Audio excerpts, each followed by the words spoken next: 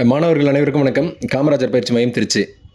TNU சார்பில் 2ஆம் நிலை காவலர் எழுத்து தேர்விற்கான ப்ரிலிமினரி ஆன்சர் கீ வெளியிட்டிருக்காங்க. ப்ரிலிமினரி ஆன்சர் கீக்காக நம்ம காத்துட்ருந்தோம். இப்போ வெளியிட்டிருக்காங்க. இதில் நம்ம ஏற்கனவே நம்ம ஒரு 4-5 வினாக்களுக்கு என்ன விடை கொடுப்பாங்க அப்படின்ற ஒரு எதிர்பார்ப்பில் இருந்தோம். அதில் பாருங்கள், 8வது டி சீரீஸில் டெல்லி சீரீஸில் 8வது வினாவான தாவரப்பகுதி இலையின் புறத்தோலின் மேல்புறம் உள்ள கியூட்டிக்கல் அடிக்கின் வழியாக நீராவி போக்கு நடைபெறுகிறது அப்படின்னு ஒரு கூற்று இருக்கும். 2வது கூற்று இலைத்துளைகள் மூலம் வாயு பரிமாற்றம் நடைபெறும், ஓட்டு உள்ளெடுக்கும், CO2 வெளியிடவும் செய்கிறது. இதெல்லாம் உங்களுக்கு தெரியும், ஏற்கனவே டிஸ்கஸ் பண்ணியிருக்கோம். இதுக்கு அவங்க என்ன விடை கொடுத்துருக்காங்கன்னா 8வதுக்கு 1 மட்டும் சரி விடையை கொடுத்துருக்காங்க. ஏன் 1 மட்டும் சரி அப்படின்னு கொடுத்துருக்காங்கன்னா, இவங்க 9th புக்கு ப்ரூஃபை யூஸ் பண்ணியிருக்காங்க. 9th புக்கில் என்ன இருக்குன்னா, வாயு பரிமாற்றம் அப்படின்ற டாப்பிக்கில் இலைத்துளைகள் மூலம் வாயு பரிமாற்றம் நடைபெறும், CO2 உள்ளெடுக்கவும், ஓட்டு வெளியிடவும் செய்கிறது அப்படின்னு இதுக்கு மாற்றி எதிர்மாறாக கொடுத்துருந்துருப்பாங்க. ஓகே, அவங்க கொடுத்தது வந்து ஒளிச்சேர்க்கையை மீன் பண்ணி கொடுத்துருக்காங்க 9th புக்கில். ஒளிச்சேர்க்கையின் போது CO2 உள்ளெடுக்கப்பட்டு ஓட்டு வெளியிடப்படுது அப்படின்னு சொல்கிறாங்க. ஆனால் வந்து 11th புக்கில், அதாவது ப்ரூஃப் வந்து 10th தான் நம்ம பார்க்கணுமா சார் அப்படின்லாம் இல்லை. ஹையர் ஸ்டாண்டர்டில் என்ன ப்ரூஃப் இருக்கோ அதுதான் ப்ரூஃபு. ஆனால் ஜூனியர் ஸ்டாண்டர்டில் புக்கில் இருக்குன்னா அதுவும் ப்ரூஃபாக வச்சுக்கலாம். ரெண்டுமே நம்ம கேட்க போகிறோம். அது இல்லை இதுக்கு மட்டும் கொடுங்க நம்ம கேட்க போகிறதில்ல. இந்த வினாவை பொறுத்த வரைக்கும் 11th ஸ்டாண்டர்டில் தெளிவாக வாயு பரிமாற்றம் சொல்லிவிட்டு ஓட்டு உள்ளெடுக்கப்பட்டு CO2 வெளியிடப்படுகிறது அப்படின்னு பர்ஃபெக்டாக இருக்கும். தாவரவியலில் 14வது பாடத்தில் கொடுத்துருப்பாங்க. அதனால் அதை வச்சு நம்ம கிளைம் கேட்கும்போது இதற்கான விடை என்ன கொடுப்பாங்க அப்படின்னா, A 1 மட்டும் சரி, C 1 மற்றும் 2 சரி. இந்த விடை 100% இதுக்கு கிடைக்கும். மாணவர்கள் பயப்பட தேவையில்லை. அடுத்த வினா வந்து 26 வினா எண் 26 பார்த்தீங்கன்னா, இந்த கிபி 7ஆம் நூற்றாண்டில் சீன பயணி யுவாங்சுவாங் காஞ்சிபுரத்தில் வருகிறார். இந்த கேள்வி பொறுத்த வரைக்கும் படித்து பாருங்கள் மாணவர்கள். வாக்கியம் 2, பல்லவர் காலத்தில் புத்த சமயம் செழித்தோங்கியதுன்னு சொல்கிறாங்களே, இது முற்றிலும் தவறு. நம்ம 6வதுலேருந்து 10ஆம் வகுப்பு வரை 2ஆம் நிலை காவலருக்கும், 12ஆம் வகுப்பு வரை சப் இன்ஸ்பெக்டருக்கு சார்பாய்வாளருக்கும் படிக்கிறோம். இவ்வளவு தூரம் நம்ம படித்ததில் எந்த இடத்துலையுமே புத்த சமயம் செழித்தோங்கியதுன்னு சொல்ல மாட்டாங்க. புத்த சமயம் இருந்ததற்கான ஆதாரங்களை குறிப்பிடுவாங்க. அது இருந்தது என்பது வேறு, செழித்தோங்கியது என்பது வேறு. செழித்தோங்கியதுன்னா நல்ல உயர்வான இடத்துல இருந்துச்சுன்றாங்க. அப்படி இல்லை. அது புத்த சமயம் பல்லவர் காலத்தில் மறைய தொடங்கியது அல்லது ஒரு நலிவடைந்தது அப்படின்னு தான் சொல்லணும். காரணம் என்னென்னா, சமண சமயம் வளர்ந்துச்சு, அதன் பிறகு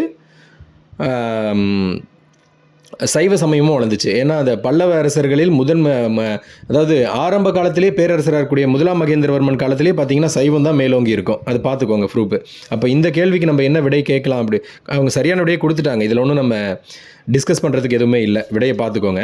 ஆப்ஷன் A 1 மட்டும் சரின்னு கொடுத்துருக்காங்க. அடுத்த வினா 38வது வினா. 38வது வினா என்னது? வாக்கியம் 1. அந்த CE அப்படின்ற குறியீடு எதுக்குன்னு சொல்கிறாங்க. ஆமாம், உண்மைதான். அது வந்து ஐரோப்பிய ஒன்றியத்துக்கு உட்பட்ட நாடுகளில், அதாவது ஐரோப்பிய பொருளாதார பகுதிகளுக்கு உட்பட்ட நாடுகளில் பொருட்களை விற்பதற்காக வழங்கப்படும் குறியீடு தான் அந்த CE அப்படின்ற குறியீடு. அதில் எலக்ட்ரானிக் மற்றும் எலக்ட்ரிக் பொருட்களுக்கும் அந்த CE குறியீடு வழங்கப்படுகிறது. உண்மை. இது யூடியூப்பில் கூட நான் எடுத்து உங்களுக்கு சொல்லியிருப்பேன், பார்த்துருப்பீங்க. ரைட்டு. அவங்க இப்போ என்ன ஆன்சருக்கு கொடுத்துட்டாங்கன்னா 1 மற்றும் சரின்னு சொல்லிட்டாங்க. A 1 மட்டும் சரின்னு சொல்கிறாங்க இந்த 38வது வினாவிற்கு. ஆனால் நம்ம என்ன கேட்கலாம் அப்படின்னா, ஏன் வந்து 1 மற்றும் 2 சரின்னு கொடுக்கக்கூடாது, ஆப்ஷன் சியை கொடுக்கக்கூடாது அப்படின்னு நம்ம கேட்கலாம். காரணம் என்னென்னா, அவங்க ISI நீங்கள் சொல்லலை. அவங்க என்ன நினச்சிக்கிட்டாங்கன்னா, ISI என்பது வந்து இந்தியாவில் பிஸ் அப்படின்றது இதுக்கு தங்கம் வெள்ளி ஆபரணங்களின் பரிசுத்தத்திற்கான தரத்தை உறுதி செய்யும் ஒரு குறியீடு அப்படின்ற மாதிரி அவங்க நினச்சி கொடுத்த மாதிரியும், அதனால் ISO கிடையாதுன்னு சொல்கிறாங்க. ஆனால் ISOவும் இருக்குது. ISO அப்படின்றது இன்டர்நேஷ்னல் ஆர்கனைசேஷன் ஃபார் ஸ்டாண்டர்ட் அப்படின்னு ஒரு அமைப்பு. இவங்க 100% தங்கம் வெள்ளி ஆபரணங்களின் பரிசுத்தத்தை இவங்க தர நிர்ணயம் செய்கிறாங்க.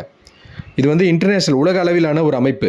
இது வந்து நம்ம ஜெனீவா சுவிட்சர்லாந்தில் இருக்குது இதோடைய தலைமையிடம். கூகுளில் நம்ம பார்த்தோம்னா கம்ப்ளீட்டாக தெரியும். அதனால் நம்ம அவங்க கேட்டிருக்கிறது இந்தியாவிலன்னு கேட்கல.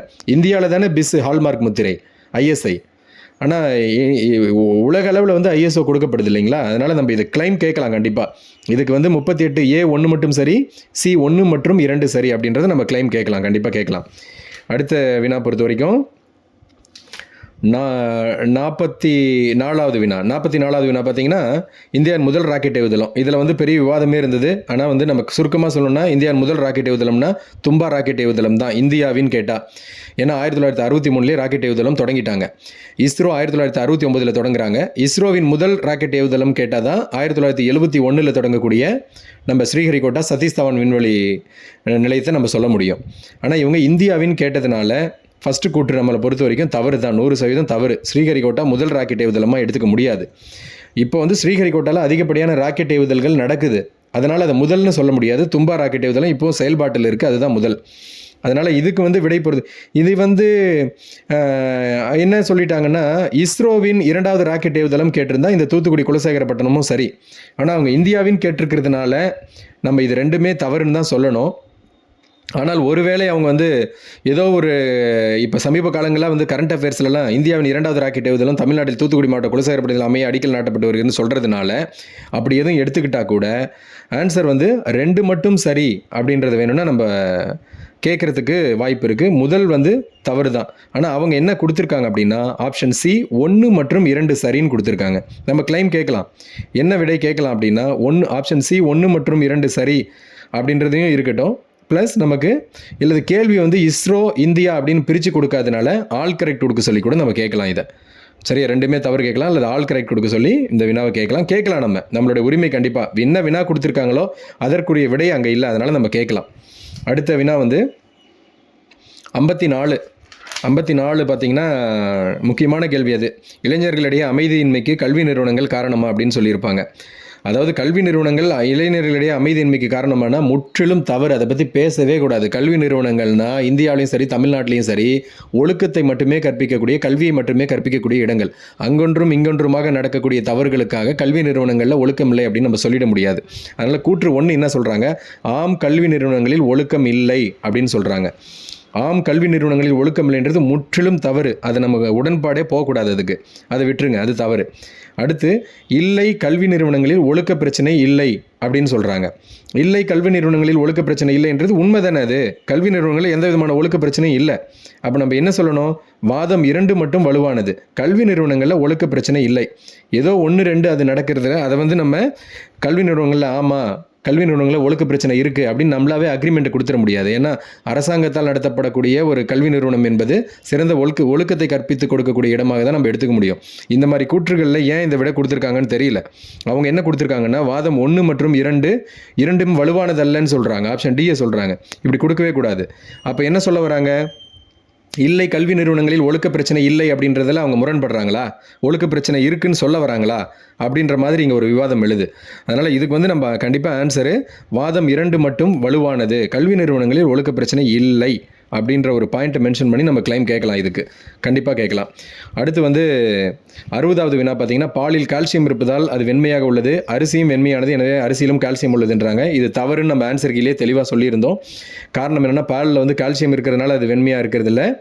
பாலில் வந்து கேசின் அப்படின்ற புரதப் பொருளும் மற்றும் பாலில் இருக்கக்கூடிய கொழுப்பு மற்ற பகுதி பொருட்கள் எல்லாம் சேர்ந்து அது வெண்மை நிறமாக இருப்பதற்கு காரணமாக அமையுது. ஏன்னா அதில் இருக்கக்கூடிய பகுதி பொருட்களுக்கு ஒரு நிறம் கிடையாது, எல்லா நிறத்தின் பிரதிபலிப்பாக வெண்மை நிறம் ஏற்படுகிறதுன்னு சொல்லிடுறோம்.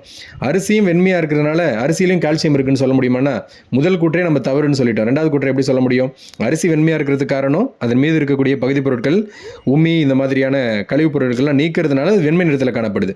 வெண்மை நிறமாக இருக்கிறதுல எல்லாத்துலேயும் கால்சியம் இருக்குது அப்படின்லாம் சொல்ல முடியாது. அதனால் இது முற்றிலுமாக வந்து தவறுன்றது சரியாக தான் கொடுத்துருக்காங்க. அடுத்த விடை வந்து அடுத்த வினா வந்து அவ்வளோதான். இது பாருங்கள். இதில் வந்து வேறு எதுவும் உங்களுக்கு சந்தேகங்கள் இருக்குது அப்படின்னா மாணவர்கள் கமெண்ட்டில் கொடுங்க. முடிந்த அளவுக்கு நம்ம கிளைம் கேட்போம்.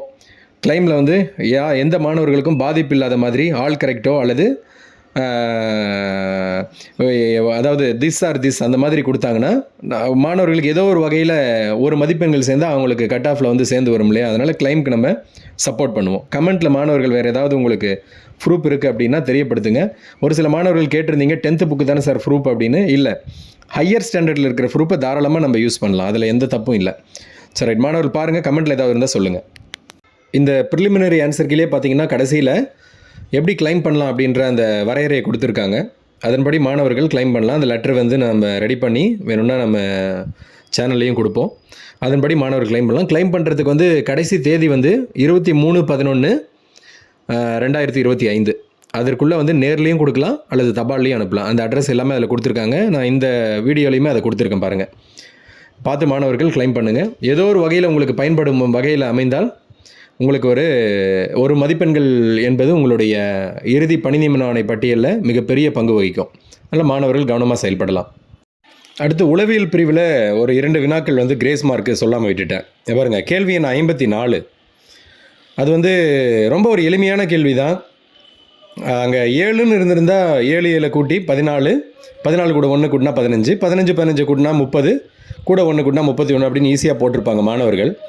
ஆனால் 72ன்னு கொடுத்ததுனால மாணவர்கள் பெரிய குழப்பத்துக்கு ஆளாயிட்டாங்க. வேறு மாதிரி ஏதாவது சொல்லியிருப்பாங்களா அப்படி இப்படின்னு பார்த்து ஏதோ ஒரு விதமான ஆன்சரை போட்டுட்டாங்க.